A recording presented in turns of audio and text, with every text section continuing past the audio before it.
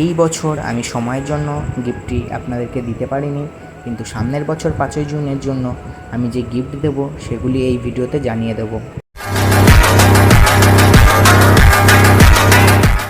নমস্কার বন্ধুরা, আশা রাখি আপনারা সবাই ভালো আছেন। তো হ্যাপি সাইটাস গার্ডেনের পক্ষ থেকে নতুন একটি ভিডিওতে আপনাদেরকে স্বাগত জানাই। তো সবাই জানেন যে আজকে 5ই জুন, অর্থাৎ বিশ্ব পরিবেশ দিবস বা গাছ লাগানোর দিন। তো আমরা কিন্তু গাছ লাগাচ্ছি কম, গাছ কাটছি বেশি।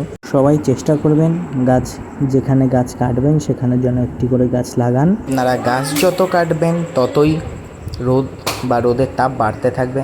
তো যাই হোক, আমি ভিডিওর মধ্যে চলে আসি। আমার হাতে যেই গাছটা দেখছেন বেদানা বা আনারের, এটি হচ্ছে সুপার ভাগো আনার, যেটা আমাদের ওয়েদারে অধিক মাত্রায় ফলন দিচ্ছে এবং সাইজ বড় হচ্ছে, ভিতরে কালার আসছে, বাইরে কালার হচ্ছে।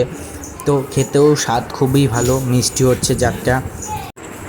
এটি আমি কিভাবে এর মাটি তৈরি করব বা এর কীরকম কী পরিচর্যা মানে এই মুহূর্তে নেওয়া দরকার প্রতিস্থাপনায়, সেগুলি আমি এই ভিডিওতে জানিয়ে দেবো। এবং আনার গাছ সংক্রান্ত পরিচর্যা নিয়ে একটি বড় ভিডিও করব এরপরে, সেই ভিডিওতে আপনারা দেখে নেবেন যে আনারের কী কী জাত মানে টপের জন্য উপযোগী। এবং আমি যেগুলো জানি সেক্ষেত্রে আমি বলতে পারি 5টা জাত। একটা হচ্ছে থাই আনার, অস্ট্রেলিয়ান 12 মাসি আনার, জানি না থাই আনার আর অস্ট্রেলিয়ান এক কিনা, আমার মনে হয় আলাদা, এবং সুপার ভাগোয়া, সাথে GM2, আরও 2-1টা জাতের নাম আমার এখন মনে পড়ছে না এই মুহূর্তে। তো যাই হোক, আপনারা কিন্তু যখন আনার গাছ লাগাবেন বা টবে প্রতিস্থাপন করবেন, অবশ্যই আপনারা নির্বাচন করে নেবেন, বা যেই নার্সারি থেকে নেবেন, ওনার যদি মাদার গাছ থাকে তো একবার মাদার গাছের ফল দেখে বা উনি পুরো বিশ্বাসভাবে দেবে সেরকম কিছু করে আনার গাছ লাগাবেন। তো যদি এই মুহূর্তে আপনারা আনার গাছের লাগাতেই ইচ্ছুক, তো সেক্ষেত্রে আপনারা সুপার ভাগো আনারটা লাগাতে পারেন, থাই আনারটা এবং GM2, এই 3টে জাত আপনারা লাগাতে পারেন। আরও নতুন আনার জাত বেরোচ্ছে, তো আপনারা সেখান থেকেও কিছু কালেক্ট যদি করতে চান, তো সেক্ষেত্রে নিজেরা দায়িত্ব নিয়ে বা নার্সারির লোকের উপর ভরসা করে নেবেন। কিন্তু দেখবেন যে জেনুইন গাছ যেন হয়, নাহলে কিন্তু আপনারাও সেম আমার মতো আগেরবারের মতো ঠকে যাবেন। আমি যেই গাছটা নিয়ে এসেছিলাম, নার্সারি থেকে বলেছিল যে এটার নাম জানি না, তবু আমি সেক্ষেত্রে এনেছিলাম, কিন্তু গাছটা গ্রোথ ভালো হলো, খাবার পেলো, গ্রোথ ভালো হলো, ফুল আসতো, 12 মাস ফুল আসে। এবং দোষের মধ্যে কি, ফুল আসার পর ফল টিকতো কম, আর ফল সবসময় সবুজ থাকতো। ফলের উপরে কালার আসতো না, তার ভিতরে কী করে কালার আসবে। যাই হোক, আমি চলে যাই মাটি তৈরির ব্যাপারটাতে। আমি এখানে দেখতে পাচ্ছেন যে এখানে কিছুটা রয়েছে রেডি করা মাটি, যেটাতে কিন্তু শিংকুচি, হাড় গুঁড়ো, নিমখোল এগুলো দেওয়া রয়েছে। আর এক্সট্রা আমি নিয়েছি ভার্মি কম্পোস্ট এখানে অল্প নিয়েছি, পাশে থেকে অ্যাড করে নেব। আর তার সাথে নিয়েছি SOP বা সুপার ফসফেট, নিমখোল, লাল পটাশ এবং কিছুটা ফাঙ্গিসাইড। এইগুলি একসাথে পুরো মিশিয়ে নেব অন্য পাশে যেই ভার্মি কম্পোস্ট আছে সেটি দিয়ে। সাথে আপনারা কিছুটা বালি অ্যাড করে নেবেন। যদি কারোর কাছে কোকোপিট থাকে তো সে কোকোপিট দিতে পারেন, না থাকলে তুষ দিয়ে নেবেন, যাতে মাটিটাকে হালকা রাখে।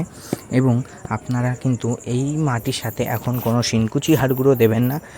এই মাটিটাকে পুরো একদম এরকম অবস্থাতেই আপনারা ডাইরেক্ট গাছটি আগে প্রতিস্থাপন করবেন। তো এইভাবে আমরা একসাথে সব খাবার আর মাটি মিশিয়ে নেওয়ার পর আমরা কিন্তু ডাইরেক্ট টপে চারাটি রোপণ করে দেবো, বা প্রতিস্থাপন যেরকমভাবে আমরা করে থাকি। কালো পিপি থেকে খুলে মাঝ বরাবর ড্রেনেজ সিস্টেম করি আগে টপে, তারপরে কালো পিপি থেকে খোলার পর কিন্তু আমরা ডাইরেক্ট টপের মাঝ বরাবর রেখে চতুর্পাশ দিয়ে আমরা খাবার দেওয়া মাটিটি দিয়ে দিই। তো আপনারাও সেম একইভাবে দিয়ে নেবেন, যেগুলো আমি লেবু গাছের ক্ষেত্রেও দেখেছি, বা অন্য জবা গাছ যেভাবে আমি প্রতিস্থাপন করতাম সেভাবে আপনারা প্রতিস্থাপন করে নেবেন। সর্বপ্রথম আপনারা দেখবেন যে ড্রেনেজ সিস্টেম যদি ঠিক না হয়, তাহলে কিন্তু আপনার যে কোনো গাছেই ফাঙ্গাস অ্যাটাক হতে পারে জল বেঁধে থাকলে।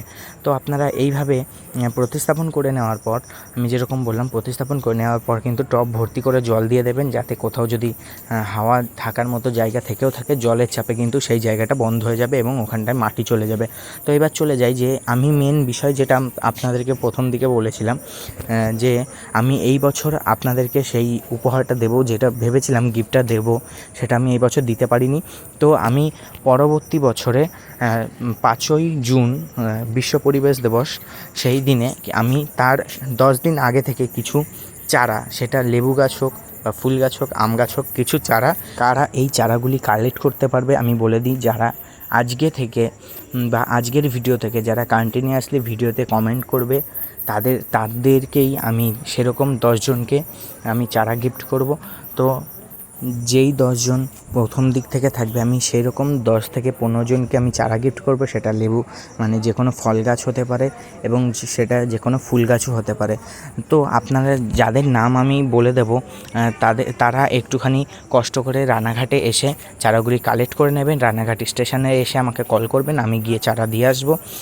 তো এইটা আমি কিন্তু কোনো আমার সাবস্ক্রাইবার বাড়ানোর জন্য বা ভিউজ আনার জন্য বা কমেন্ট আনার জন্য না, এটা আমি একটা মানে বিশ্ব পরিবেশ দিবস যেহেতু সেই দিনে গাছ লাগানো, এটা আমি চাই যেন সবাই একটি একটি করে গাছ লাগাক এবং গাছের সংখ্যা যেন বাড়ে। তার জন্যই আমি এরকম সিদ্ধান্ত নিয়েছি। যদি এক সিদ্ধান্তে আপনারা মত থাকেন তো অবশ্যই কমেন্টে জানিয়ে যাবেন যে আমি যেই শর্তটা নিলাম বা আমি যেই পদ্ধতিটা চয়েস করেছি যে আপনাদেরকে একটি করে গাছ দেবো এবং সেটি আপনারা বসিয়ে অন্তত একটি করে গাছের সংখ্যা বাড়বে।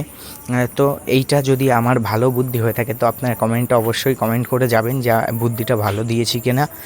তো আমি এরকম 10 থেকে 15 জনকে চারা গিফট করব। যারা পাবেন না চারা তারা অযথা কষ্ট পাবেন না, তাদেরকেও আমি অন্য কোনো না কোনো মাধ্যমে কিন্তু পরে চারা গিফট করে দেবো। এরকমই মানে এক একটি কোনো কারণের মাধ্যমে কিন্তু আমি আপনাদের কাছে আমার কিছু চারা আপনাদের হাতে তুলে দেবো, যেগুলি কিন্তু আমাদের ওয়েদারে খুব ভালো হচ্ছে, সেটা ফুল হোক, ফল হোক এবং অন্য যা কিছুই হোক। তো মেন বেসিক বিষয়টা এরকমই ছিল। তো আজকের ভিডিওটা এই অবধি। যদি ভিডিওটা ভালো লেগে থাকে তবে লাইক, কমেন্ট, শেয়ার করতে ভুলবেন না। চ্যানেল নতুন হয়ে থাকলে সাবস্ক্রাইব করবে। Bye bye. আর আপনারা কিন্তু অবশ্যই কমেন্ট করে জানাবেন যে মতামতটা কেমন ছিল আমার।